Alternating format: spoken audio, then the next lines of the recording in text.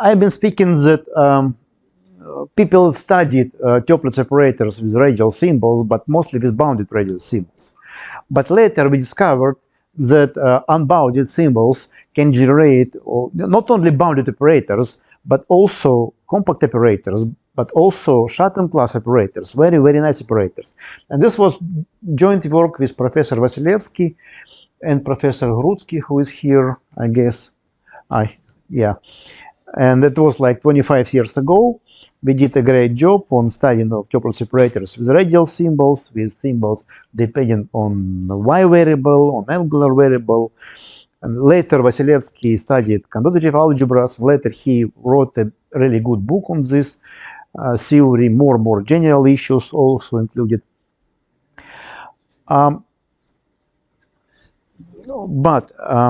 This all applies to Gilbert space theory. Weighted spaces, but still Gilbert, because the technique that we used is the calculation of spectra. And this is possible because of some isomorphisms of spaces, and this works for Gilbert space. If you go from A2, from L2 to LP, already you lose this. And you don't have isomorphism, you don't have basic theorems, so you have to invent something else to study tuplet separators. And also in our research with Grutsky and Vasilevsky, besides using spectra, we also use some averages to characterize boundedness of operators. But we didn't point much attention to this average. It was very nice results, but we pointed attention to spectra because this gives you the precise the shape of norm, etc. But in case of LP, not L2, these averages play a really good role. And later, Taskinen and Lusky, German mathematicians, they developed a theory using these averages of initial symbol of tuplet separator to characterize boundedness of tuplet separators. Then later we did with Jari Taskinen, we generalized this result from LP to Orlich space. This is the first paper. I guess it's 2021 maybe, 2021.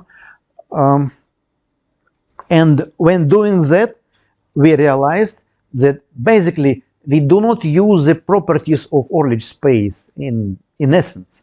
Of course, we use the Young function, etc. But in essence, we use only the functional properties of the space. So we can generalize the idea to the more general case of Banach space, of a normed space.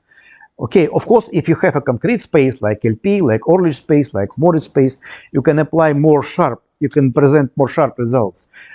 But in general, you can formulate boundedness criteria using just a general functional analysis. And this was the idea, just to develop a theory that uses minimal restrictions on space. And this was done in the second paper. Well, everyone knows, just take 1 minute, we will use LP space, weighted LP, here a measure, weight measure attached to the boundary. We will use the space of holomorphic functions in the UDD. That's what we need to know, to understand the notations. So what are the spaces that we deal with? The general space X, which is a subspace, only condition that it's a subspace of locally summable functions.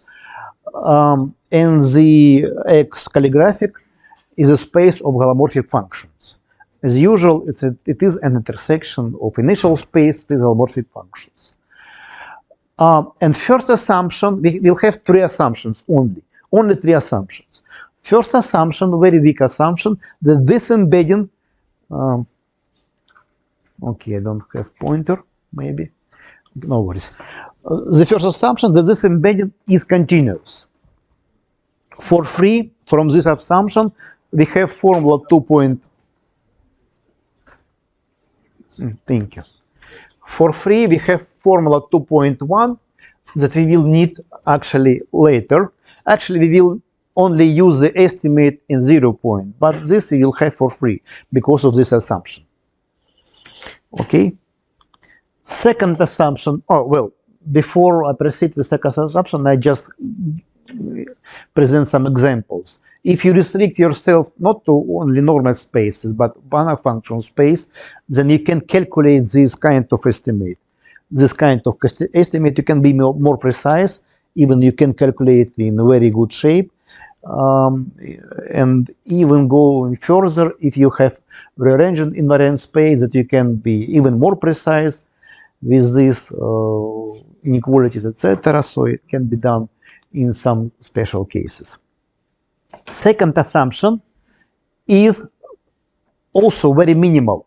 If one function is less than another, then normal function is also less than normal next function. It's very, very natural assumption, you know. It's true for many, many nice spaces, good spaces. And final assumption, third assumption, for a certain number, lambda, weighted parameter. You see, lambda is a weight parameter here in the weight. For certain lambda, the space, our space, is continuously embedded into L1 lambda. You know, when lambda grows, the space became bigger, you know, because lambda is a power of 1 minus z squared, okay? And it goes to 0 on the boundary of the unix. When you consider holomorphic functions, you care only about boundary.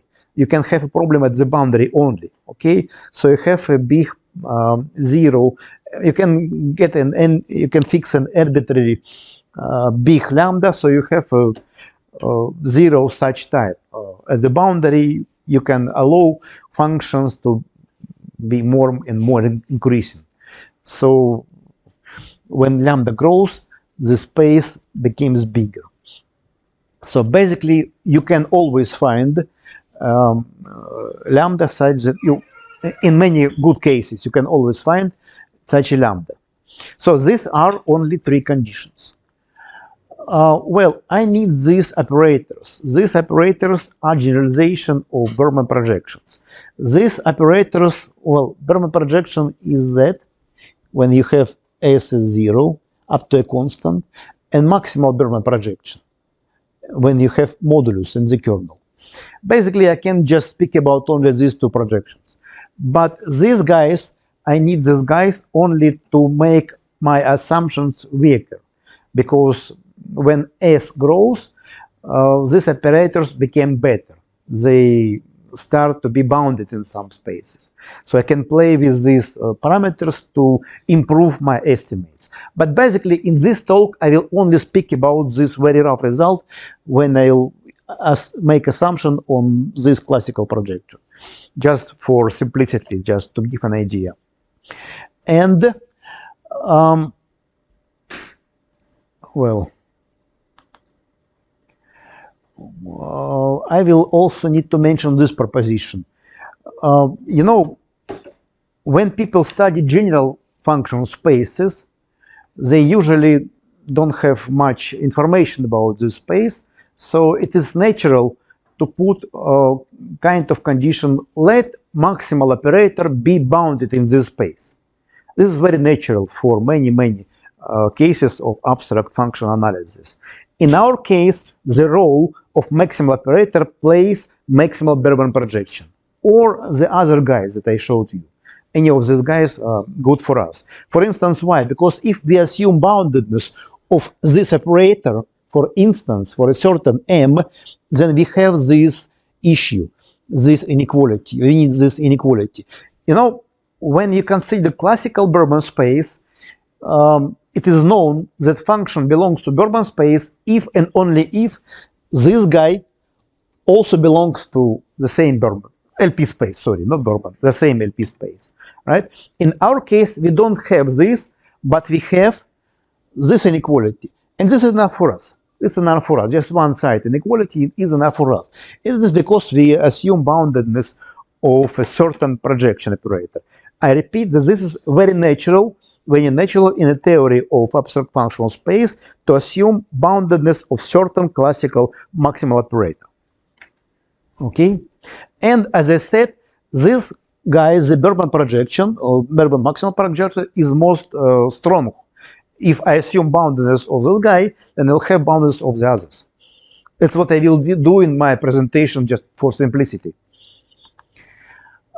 These are papers I mentioned in the start of my talk, papers with Grudsky and Vasilevsky, where we developed this theory. Probably I had to mention before. Before that. And here are averages that I mentioned. You remember, up to up to n+1 here is an average. We will also use this notation later.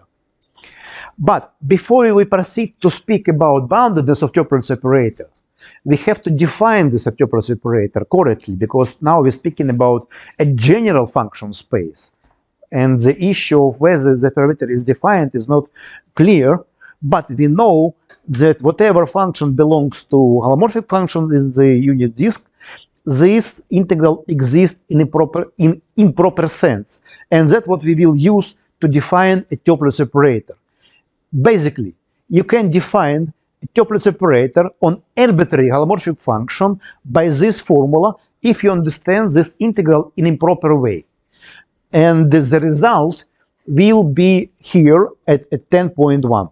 The result is calculated explicitly. So we will understand our tuple separator in this particular way. Also, I did mention before, but when people studied boundedness and compactness of tuple separators, they also use Berezin transform, not only averages, but also Berezin transform to characterize boundedness, etc., and compactness. We will also connect to Berezin transform our study, and first of all, I have to define Berezin transform. Berezin transform function is a very easy issue. It's written here. You just take normalized Bergman kernels, coherent states, and write this integral, and this is nothing but Berezin transform. And if you have a function, nice function f, that you're okay, you're done. So Berezin transform function is a very understandable issue. But Berezin transform of tuple separator, if you in Gilbert-Bergman space, it is okay. It's defined by this integral. You can even extend the definition from to AP, not only to A2, but also to AP. And you can prove, it is known, that Berezin transform of tuple separator equals to Berezin transform of its initial symbol. Okay? Now, in our general case, we don't have anymore this nice interpretation. We don't have even definition of Berezin transform operator. And possibly we thought about this, and we decided that if we assume that polynomials are dense, if we assume that there is a dual space, etc., if we make additional assumptions that we possibly can define, but we decided stop, we don't want additional assumptions, because we want to prove results under minimal assumptions. And this equality says that, well, if in a classical case Berezin transform of tuple separator equals to Berezin transform of its symbol, then from the beginning we will take Berezin transform of symbol. In cases where it is correctly defined, we will have this. If not, that we don't care. So we will characterize based on Berezin transform of a symbol. But symbol is a function well defined, so it's no issue to understand how we can use or not. Well, again, these averages that I mentioned before, first average, zero average is nothing but the initial symbol, and the next averages are written here. And the first theorem says, assume that conditions 1, 2, 3 that I mentioned before satisfied, and maximal Bergman projection is bounded. Also general assumption. Then, if a certain average with a certain m behaves like this, then tuple separator is bounded, well defined, and its Berezin transform is a bounded function. It's the first result. Okay. Vice versa, not exactly, but well, before I go further, let me just show. I will not read the proof, but here, you remember this first inequality. I will have to estimate this guy with the constant up to a norm of function, and if I assume boundedness of Bernoulli, that I'm done. No issue. Okay. Vice versa. Actually, here I don't say about tuple separators anymore. I just wanted to see connection between averages and Bayesian transform. And actually here you see we don't put even these three conditions. We don't need even these three conditions to check the connection between the average and Bayesian transform. Well, the theorem says under these conditions, very mild conditions, if Bayesian transform is bounded, that this average looks like this, behaves like this. In a certain sense, this is an inverse result, but we don't mention boundedness of tuple separator. We also only mention boundedness of Bayesian transform. Okay. Well, I just repeat these three assumptions just to remind you. The embedding is continuous, there is a lattice property, and space is inside of certain weighted space. And the theorem, well, here I have a criteria. Again, I assume these three conditions. I assume boundedness of maximal Bernoulli projection, and if certain average is non-negative, then the following conditions are equivalent. Averages behave like this. Tuple separator is well defined and bounded, and Bayesian transform is a bounded function. Of course, we can generalize this theorem, put more mild conditions, etc., but here just as more explicit and simple formulation. And well, you may ask about, well, I've been speaking about general theory. You may ask about examples. I have examples.